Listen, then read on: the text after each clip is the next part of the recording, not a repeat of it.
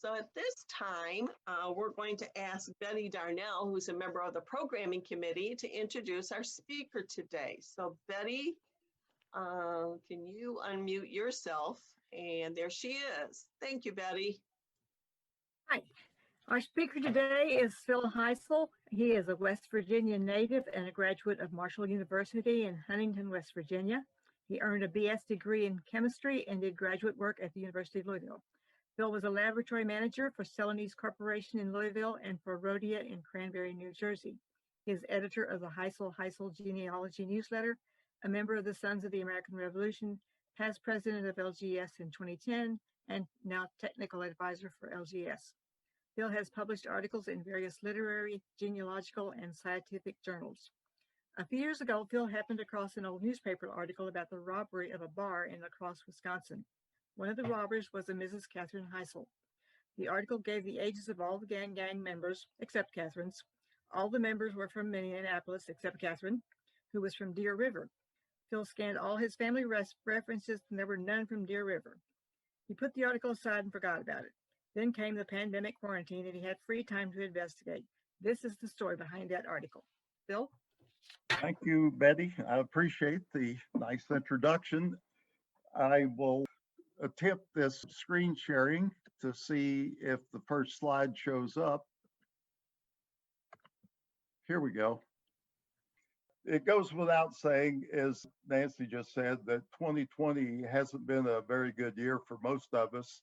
Of course, we've had some very good virtual presentations from the Filson's James Pritchard, Deb Bernard's DNA program, the Snyder's Scholarly Guide on Lost Records, and those sorts of things. However, it's important to remember often that our genealogy is a hobby, and it can be used for a relief outlet in this time of plague. In fact, when the bubonic plague struck England in 1665, Isaac Newton fled to his remote home in Woodthorpe, England.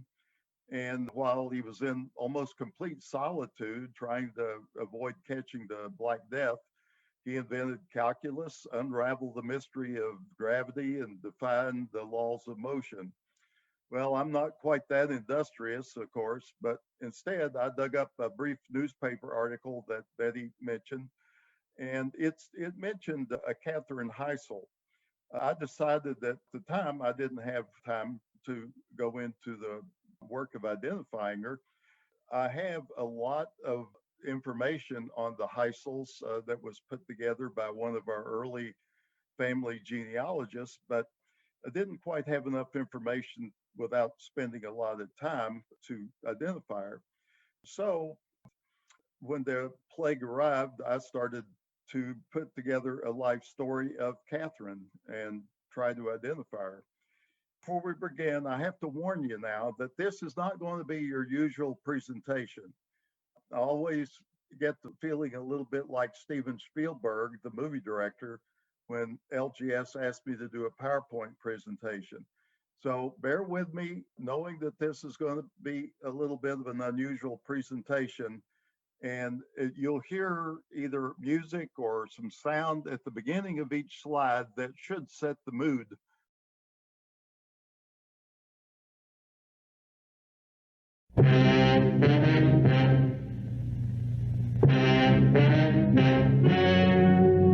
Ladies and gentlemen, the story you are about to see is true. The names have been changed to protect the innocent.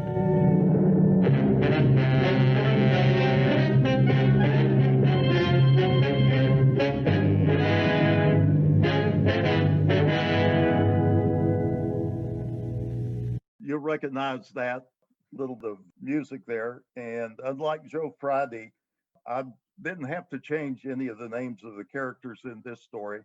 They're all guilty as heck, as you'll soon see, but they're interesting. The one thing I did want to point out is the sources that I used to paint this picture. Newspapers, Google Earth, the federal census, Indian census, vital records, maps, city directories, Wikipedia, obituaries, old postcards, books, military records, cemetery records, and yep, I even found an interesting restaurant menu that had applicability.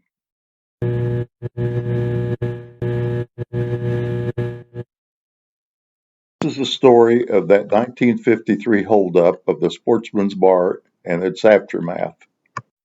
And since Catherine was part of this holdup gang, the question entered my mind, was this grandmother a gun moll? And I want you to keep that thought in mind as we go through this, because I'm going to ask you some questions at the end. It's going to be the ones that are familiar with it, like a Zoom poll, but it's going to be in the form of like a little quiz. And I'm going to ask you some questions. And then I want you to think if you can safely say that you know who these characters really were and maybe even why they turned out the way they did.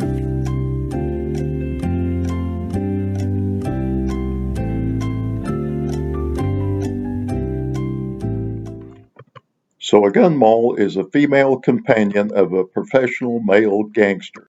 So knowing that definition, we want to continually ask our question throughout this building of her story, her life portrait, whether it actually fits Catherine. The first article that we have referred to comes from the Winona Republican Herald. It was printed in 1953, June, and LaCrosse, Wisconsin had a holdup. And you can see it was just a bank robber who was paroled, 4 companions, and it looks like Lego 31 here was the ringleader. And he was already on parole for another job of some sort from Leavenworth. There were other people involved: Marvin Sanders, Russell Fairbanks, Evelyn Huffman, Catherine Hysell from Deer River. You know, I looked at that, and the only thing really that grabbed my attention was the Hysell name. Last night, all alone in a bar, met a girl with a drink in her hand. That girl, you could be sure, was either Evelyn Huffman or Catherine Hysell. This is the actual Sportsman's Bar. It's still in existence in LaCrosse, Wisconsin. This is a picture I took while I was driving by in Google Earth, and it's no longer the Sportsman's Bar, of course. It's Fish's Bar and Grill. If you go through at night, you can still see the beer sign in the window, neon sign all lighted up. But notice these 3 doors here. They're going to come into play again later in our story. In the witness reports, they mentioned that there was a woman that they identified that was there several consecutive nights before the robbery, and she was casing the place. And if you look, you can see that it was pretty well selected. It's a residential neighborhood. There's not a lot of activity, but you did have a lot of people popping. Here's the first clue. You might have some difference with my decisions or what I pulled out of this article. They mentioned Catherine and Evelyn as Mrs. I took that they didn't want to reveal the husband's names. So I assumed that they were already divorced or maybe in the process being separated. All the gang members were from Minnesota, and Bruce was from Nevis, which is in Hubbard County. Evelyn Huffman, Russell Fairbanks, Marvin Sanders are all from Minnesota, Hennepin County, which is further south. But Catherine was from Deer River, Itasca County. My records, and I have quite a few, they never showed any Hysell close to Deer River. My ancestors went up to Winona County in the 1800s when they were first going to a state, Minnesota, but this is a new Hysell to me.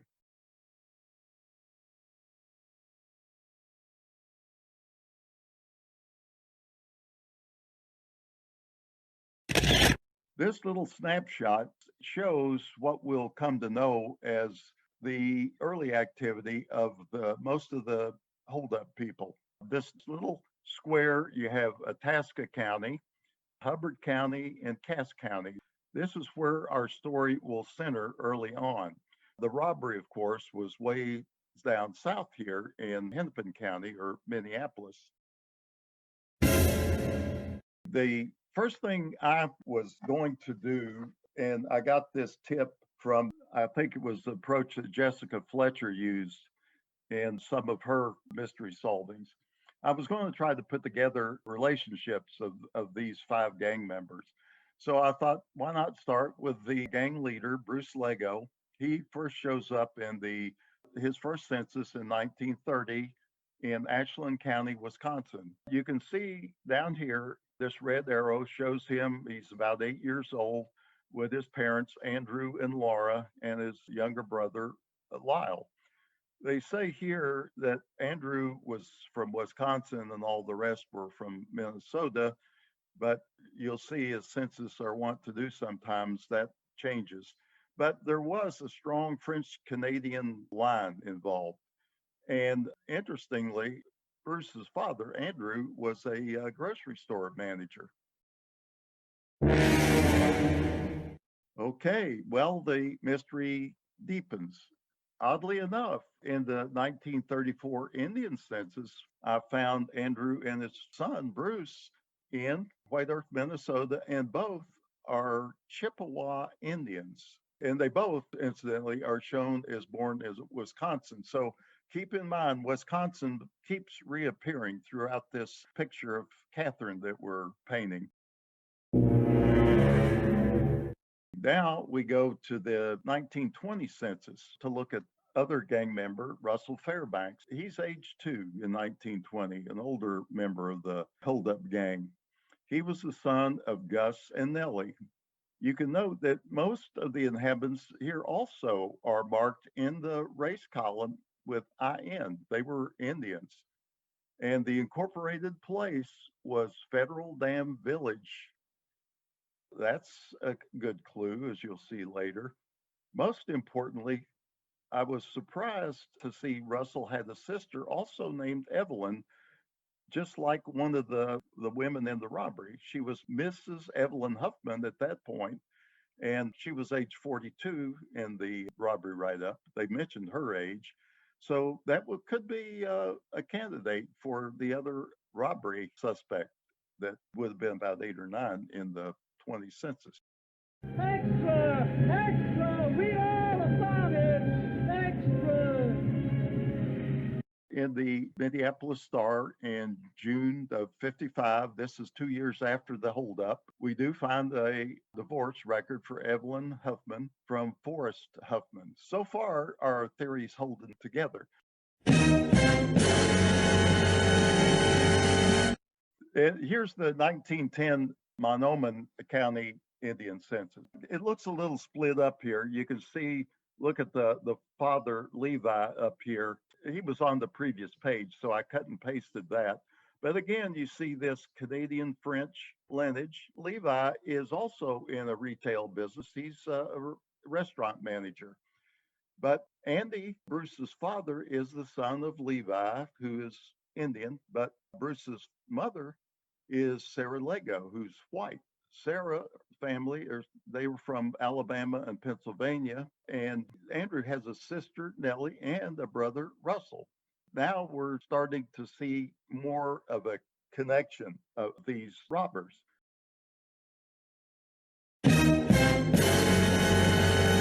Here is another interesting fact about this family. Gus Fairbanks married Nellie Lego. They were married in 1910 in Becker, Minnesota. Now we see that Bruce Lego's father is Andrew, and Evelyn and Russell Fairbanks' mother, Nellie, are brother and sister. You got that?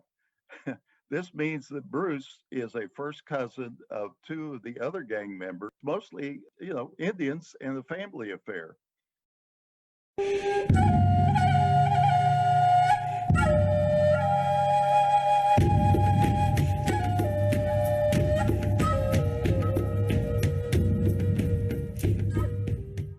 This is a postcard picture. There's where the postcard references come in of Chief Little Creek at the source of the Mississippi River, which is in Deer River. That's where the Mississippi River starts. But look at we saw the Federal Dam villages mentioned in one of those early census records. Here's where Bruce Lego said he lived at the time of the holdup. And here's the Leech Lake Indian Reservation. This is the Deer River, for some reason, where Catherine Hysell said she was from during the Inquisition after the holdup. And as you can see, this is the 10-mile scale. So this pretty much is located in that northern square where they're all from, the holdup gang.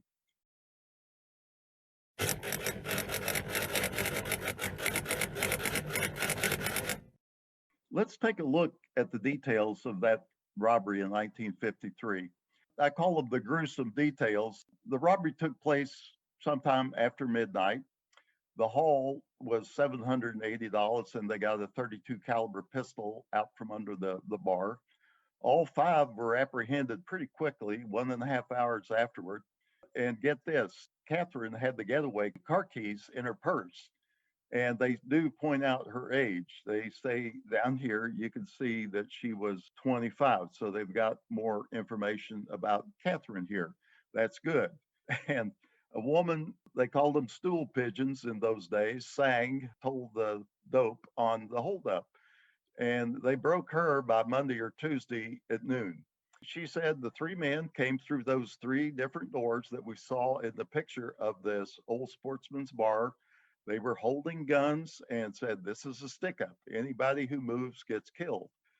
So Lego and Sanders, this article points out, were sentenced to 3 to 20 years in the Waupun State Prison. Hysell and Huffman, the two women, were given 1-year suspended sentences. This is from the newspaper.com website.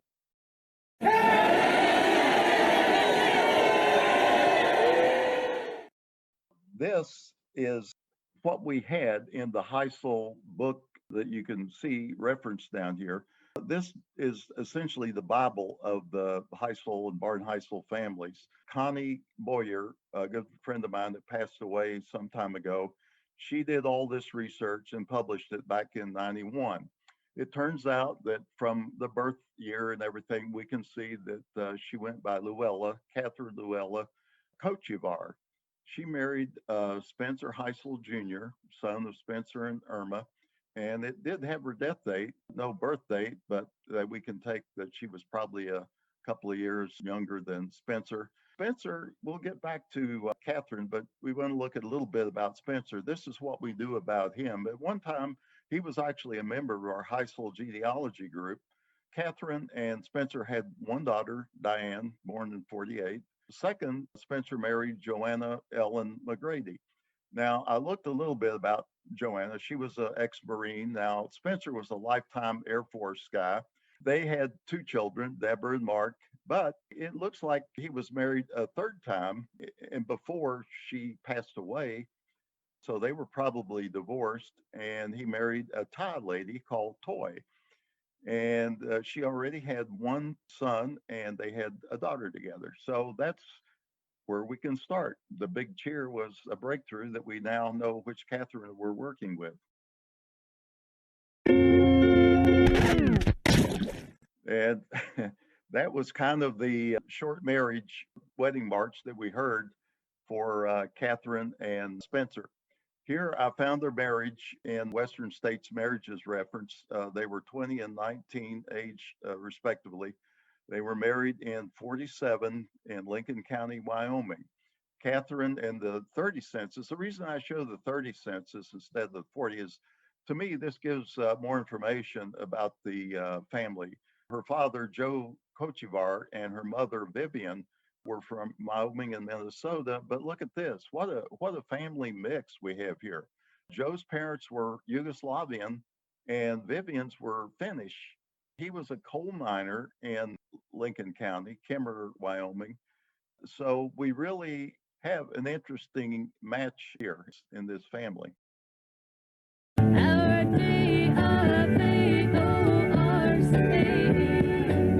it comes final today. Okay, did find the divorce record for Catherine and Spencer. And as you can see, it's interesting. The calls for divorce is indignities. Well, I guess I could cover a lot of territory. Another interesting thing is it looks like the wife asked for the divorce and she didn't ask for any alimony. Well, this could be a telling clue that to me would be unusual, but who knows? That's all we can say. And remember, this divorce occurred 3 years before the Sportsman Bar holdup. They got divorced in 50 and the holdup was in 53.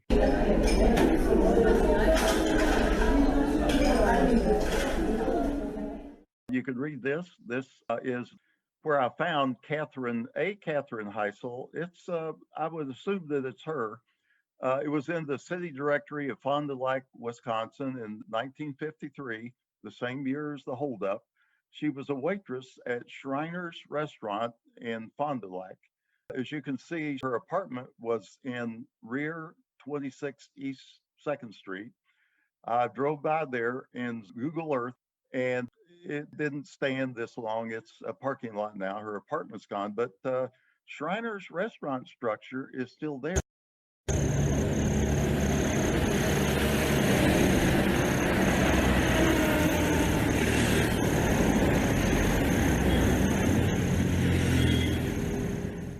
This is where the menu reference that I mentioned in the beginning comes into play. Online, there was a history of the Shriner's restaurant. In looking up the history of Shriner's, it was in business for 82 years. It was known for several states around, and it was really well respected as far as the goodness of the food was concerned. It was, not a real populated area, but she probably heard about it. And again, I mentioned Wisconsin so many times. What was she doing in Wisconsin? Recall that a lot of Bruce's family lived in Wisconsin. The question is, did she meet Bruce here before or after the robbery?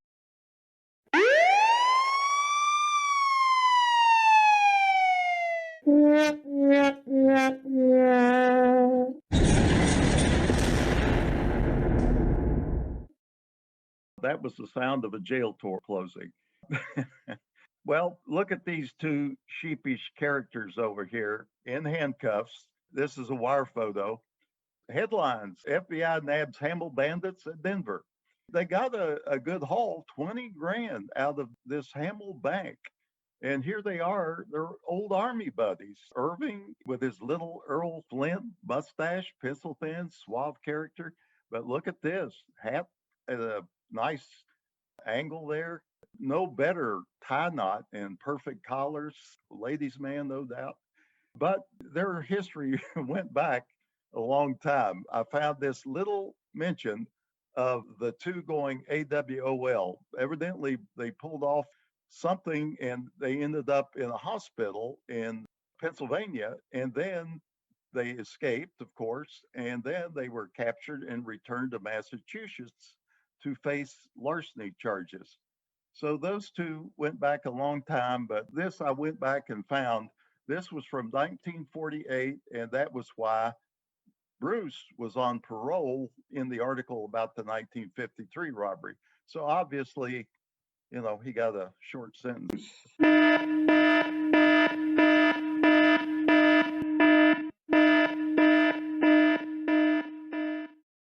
Apparently, this robbery was somewhat of a legend because I found this article. This was 8 years after the 1948 heist of the Hamill Bank.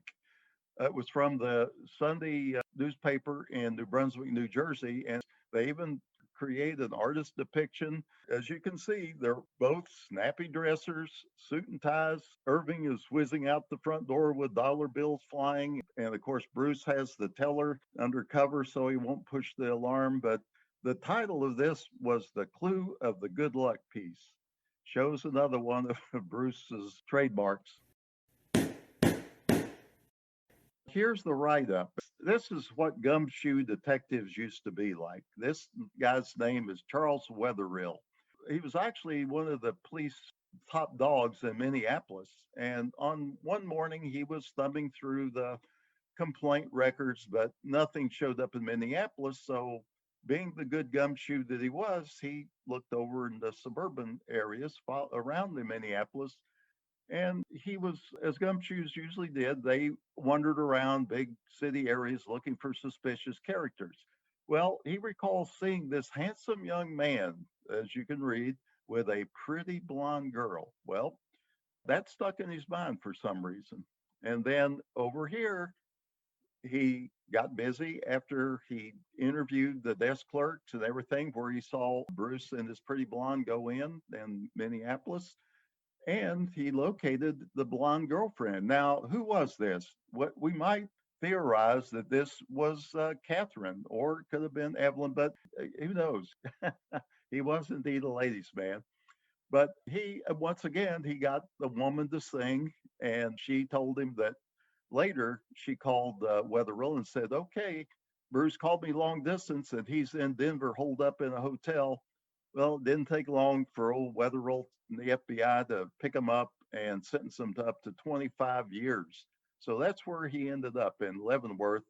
And they asked the detective Wetherill, why was he so sure? He said, well, everybody I talked to told me about the Canadian dollar and how he valued it as his good luck piece. Well, that that sort of did Bruce in. Here's a picture of that vintage Canadian dollar.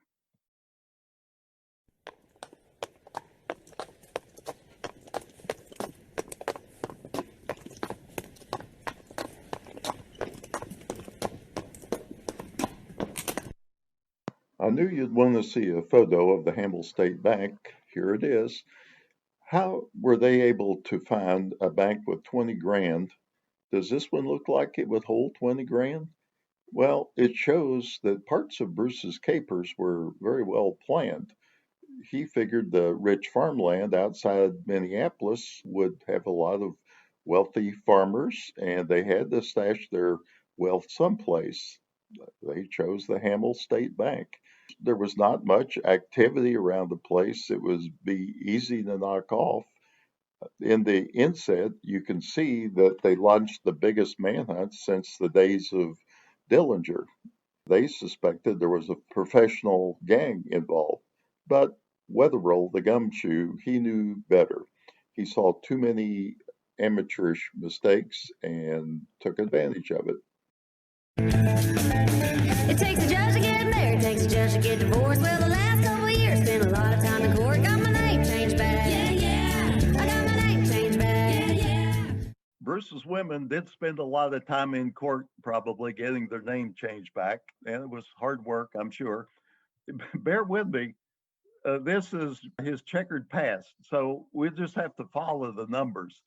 Number one, he married June Dick Nadel, and that was in Hennepin County in 1946. You go up to number two, and he divorced June in July. Oh, that's good. So that was just a few months after the 48 bank heist. So that probably ended his marriage. And then you go down to three. Well, he married Helen Lockett in Pine County in 1960. So really, he got less than 12 years of that 25 in Leavenworth for sure, and probably looking at the 53 robbery, maybe even half of that. So more than likely half of that. Okay, now we have to go to four. Now this is where it really starts to come together. Our story is working out yet. In 61, I found Bruce was living in Itasca County, Minnesota. Recall, this is where Catherine Hysell said that she was from when she was questioned after the 53 robbery. I found he was still living with Helen, and they had a daughter, Kimberly, in Itasca in 61. Now we go in March 66, he divorced Helen. So keep that date in mind. You'll see probably what led to that divorce. So now we go up to six. He married yet again to Anita Grace Pettingill. This was, well, he gave that one from March to December 66 before, he married her. If you're blue and you don't know where to go to, why don't you go where Harlem sits? Putting on the Ritz. Old Bruce certainly liked to put on the Ritz. Even as late as 64, he was still at his specialty, robbery.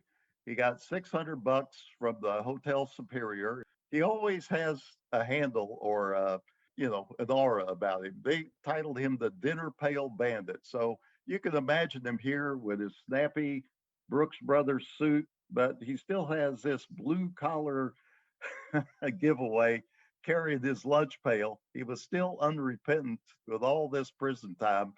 I guess he could, he was confident that he could talk his way out of a long prison term. What a guy. Remember, this probably led to his divorce from Helen Lockett in 1966.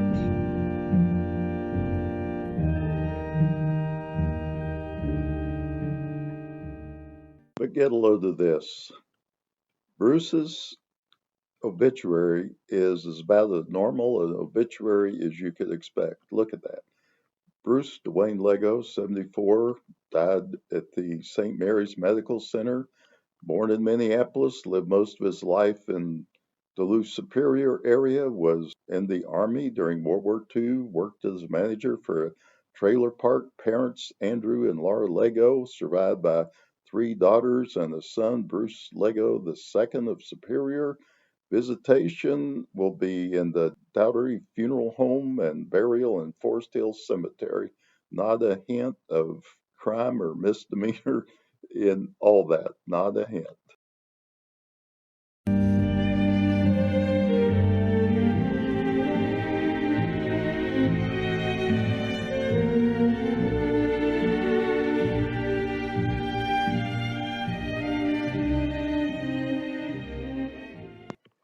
Well, what happened to Catherine? I found her death certificate in Los Angeles, California in 1963.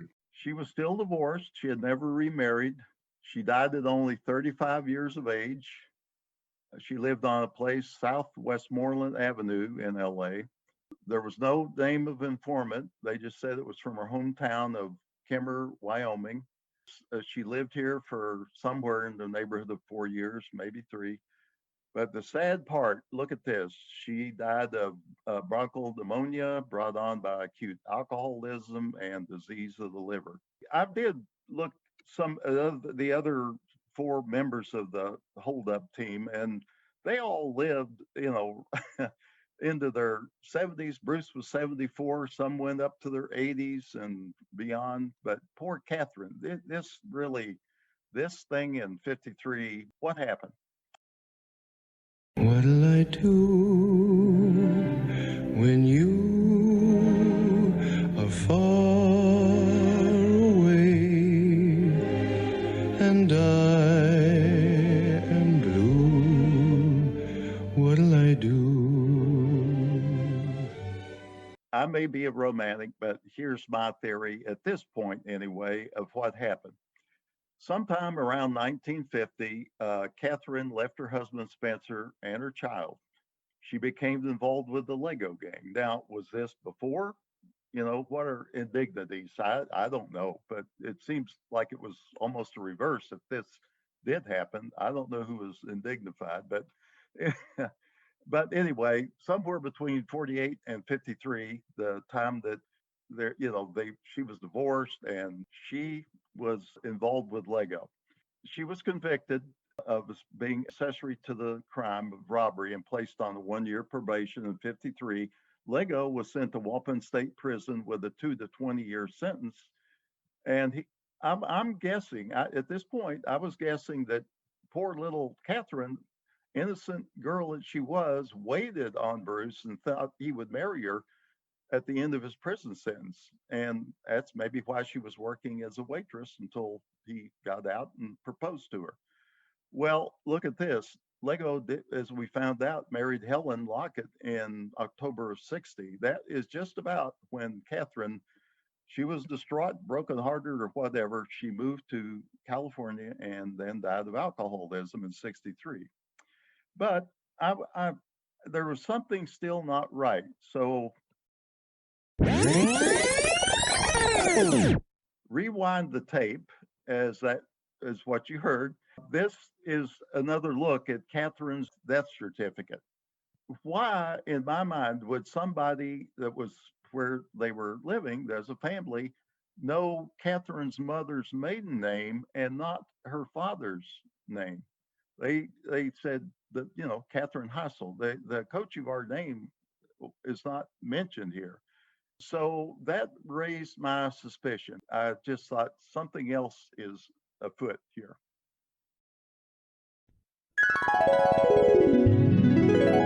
Sure enough, look at this. This is a marriage license for Vivian, Catherine's mother, down here, to a Carl Harold Hellman. He was, amazingly enough, also from Itasca County. They were married in Butte, Montana, both of them in Silver Bow. Was this one of her old boyfriends? She was divorced. And look, I found them. I mean, I found Vivian and Joe Kochevac and Catherine living in as a family unit in 1940 census. By June 1941, Vivian was married to this other guy, and amazingly enough, everybody is here in Silver Bowl. They're both from Itasca. It raises a lot of questions.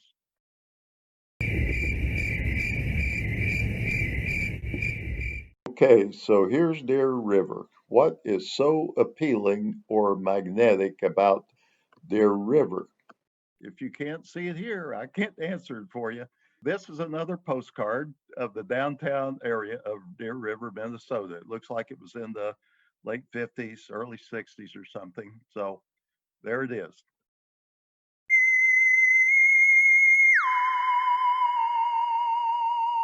Okay, that music says it all. Talk about eerie. What are the clues here? Well, the whole bunch appears to be ended up in Butte, Montana. There are two Joe Kochevars, and they're almost the same age, but I assume one's a cousin of the other, and Vivian's husband was drafted and sent to San Francisco, maybe overseas, because this is October of 1940, just before Pearl Harbor, just before we got into the war. They both Joes registered on the same date. You can see by the penciled in addresses here, these are families in flux. And interestingly, Vivian is still mentioned as Joe or Jack Kochevar's wife. They both worked for Anaconda Copper Mining Company. They're both miners still.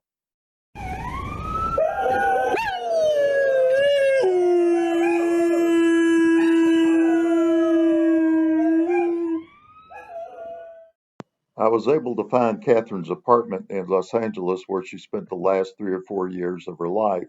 This is anti-scalable fence with barbs on top of it. This is the place that we saw in her death certificate, South Westmoreland Avenue. This little sign says inexpensive studio apartments, and it was very tiny. You can see there were leaks in the roof. They cleared off the graffiti that was there, put up the fence. They tried to make it livable. They jury rigged the ventilation and the air conditioning system. As I drove around in this neighborhood, I would not want to have been Catherine going out at night to a liquor store, but she lived there 4 years and pulled it off. So let's look more closely at Catherine. Red hot mama, you're the one we need. Red hot mama, some charmer, yes indeed. Well, okay, most of you may not be familiar with the finer literature about gangster women, but I am for some reason. Here we have three of the best: Bonnie Parker, Virginia Hill, and Evelyn Frechette. These are the girlfriends and partners of Clyde Parker, Bugsy Siegel, or John Dillinger. But look at these. What a lineup of women here. Now, okay, remember, I'm going to give you a quiz at the end of this, and I want you to give me your honest opinion of how you think Catherine Hysell fits into these illustrious malls. Now, these are true malls here. Gun Molls. Okay, you're probably at this point anxious to see what kind of a hardened criminal look that Catherine Hysell has, right? Okay, here we go. I 5'2", eyes of blue. But oh, what those 5 foot could do. Has anybody seen my gal?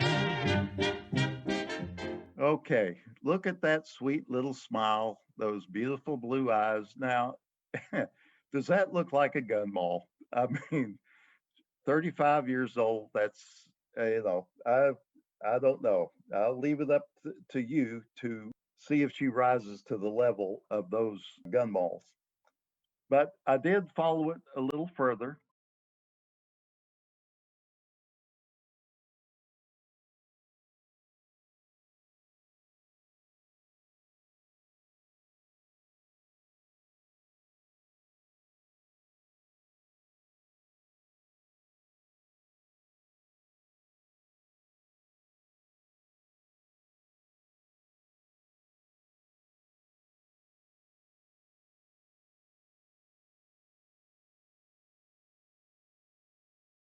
That song pretty much says it all, I think, about what I thought Catherine's life was like.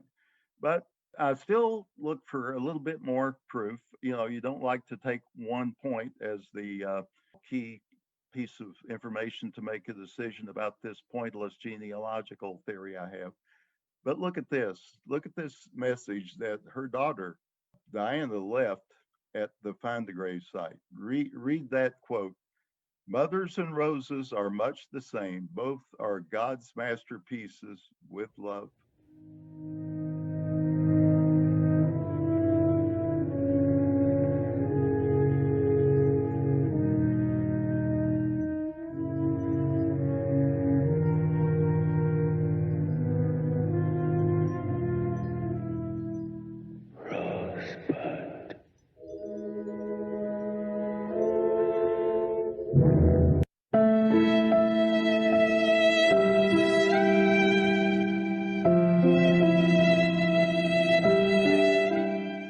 As that little clip says from Citizen Kane, there's always a little mystery left in life, but I think we've captured the essence of what Catherine's life was like. Thank you. Okay. Have I got some people left? We've lost a few. Phil, this is Linda Kiekeffer. Yeah. Yeah, it was awesome. I love it. Thank you. It was so entertaining. The Well- only problem with it, if you were to give it again, was sometimes the music was a little bit loud in terms when you were trying to talk. But I Okay. love all of the interesting. It was like, you know, it shows why you're such a good writer. Oh, well, thank you. I appreciate that very much. Yeah, very good. I thoroughly enjoyed it. Now, what I'm interested in is I'm going to do a poll here. You guys ready for the poll?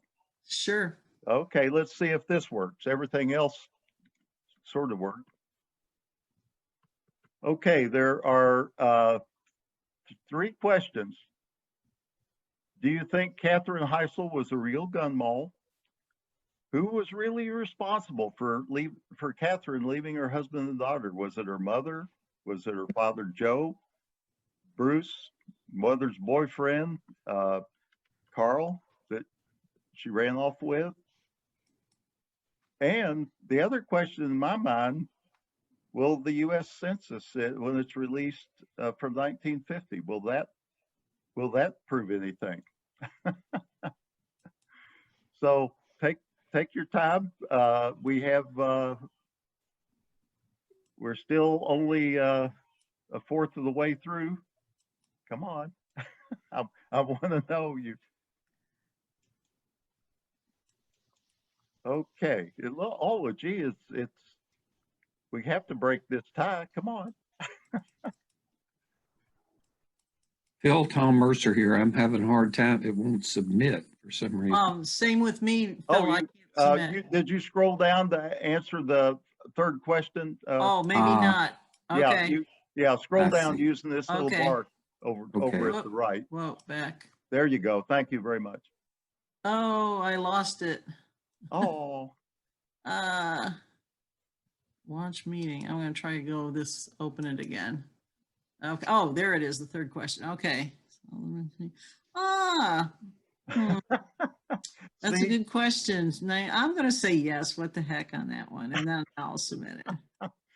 Okay, well, I'm an you know, optimist. I maybe you'll find out more stuff. oh yeah, yeah. But hopefully you'll see the way I like to go after my ancestors and relatives. I just like to paint a picture of them and find out more. And when I saw Catherine and I saw what she had been through and everything, I really wanted to know the full story. So I'll share it with you. There's the result. I've been going on about them, so here they are. Oh, wow. Yeah, and there's yeah. I think Bruce is probably a good bet. Hopefully, we'll see something from the 50 census that will tell us. Yep, and that's what most of you probably think. The ones that are still undecided. Okay. The question I really had was when you said that she died of acute alcoholism there, it said in her death certificate, but then she was buried up in Wyoming. Yeah. So was her daughter, that might be a clue, was her daughter living up there that somebody paid for her to come, her body to go from California to Wyoming to be buried. And that was part of the mystery that I didn't solve. And if it's exactly the question, because I immediately assumed that the way everything was going together, that it was the Kochivars that were kind of watching over her out in LA. There were a lot of Kochivars that lived out there. And she did. Maybe they had a plot for her early on. I don't know. It seems unlikely it was that early, but I can't answer that. I don't know. The thing that comes through is, her daughter had feelings for her. It was obvious. I mean, she somehow got to know her, and she left that very nice message on Find the Grave. So that's probably as telling as anything about, what kind of a woman she was. Was there any indication she had any other children, or just this one child? That's the only one that I've found with Spencer. And now the other question is, her mother lived up, as I recall, somewhere close to 90, and stayed in Itasca. So what was, why did, I mean, there's a lot left. Obviously, you're hinting at what I'm thinking. There's a lot of the story left unanswered. But my gosh, I mean, why did everybody pick up and go into the army? And where did Carl come from and sweep Catherine off her feet? Or Vivian, her mother, I mean. Yeah. It was crazy times, sort of like now. Yeah, that's true. Yeah. Well, I certainly appreciate all the patience, and I know this was a very, I don't know, entertaining, intense presentation, and I hope that you were able to hear some of the music and sound effects. Let's see. Let's see, there's a couple more questions there, Phil. Yeah. In looking at some of the obituaries, certainly of Bruce, he has many offspring, and I tried to get in touch with her daughter, Diana Hysell, and she didn't respond, but I think she went on my tree and ancestry and looked around. So she may come through and contact me later. I contacted her and told her I did a story of her mom in the Hysell newsletter, and I'd appreciate talking with her to find out more. But I'm sure things like that take time. Oh, somebody's mom grew up in Federal Dam. Said it was a very lonesome country then and now. and said the soundtrack was loud. I was worried that it wouldn't come through at all. But it was very entertaining. I hated to comment that it was louder, but just a couple of places where you were talking and the music was a little bit overshadowing, but it was very fun. Yeah, I appreciate the input. Yeah, I loved your comment about the gangster women. I wouldn't put your ancestor in that category. No, I think she was just a young, impressionable girl, and she fell in with the wrong gang. And of course, I can imagine, you can see Bruce had a way. He could talk himself out of prison sentences, put the moves on the girls, and it was his undoing, but not really. It was Catherine, the women probably. What happened to the other women that left him, Yeah.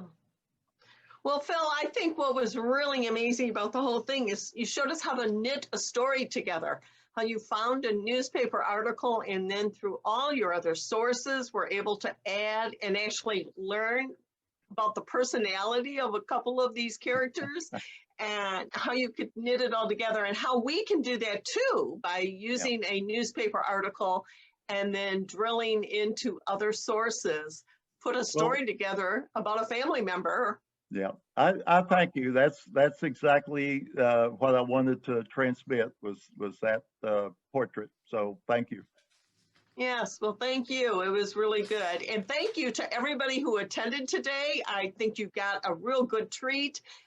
It's not our normal presentation mode, but it was kind of nice to have a change of pace. And so very, very nice presentation. And thank you for attending.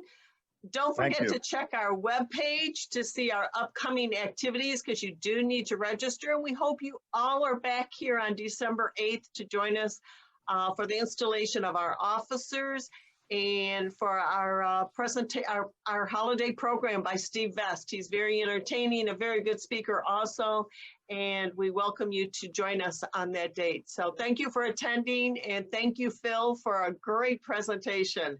You're welcome. The one other comment before I leave, I wanted to say thank you for reminding me about the Indian census. Some of my family are Chippewa Indians from Wisconsin. And so, that's a good reminder. And also about the, that whole information that you found out about the, the parentage, where you went through checking what happened to each of the parents, which helped you knit your story together. So right. I really appreciated your sources. Thank you. Okay. Very entertaining, Phil. No less. Thanks, Tom. Can't wait to see what you do next. Bye, everybody. Linda's signing off because I got to cook dinner for my family. Well, okay. So long, everybody.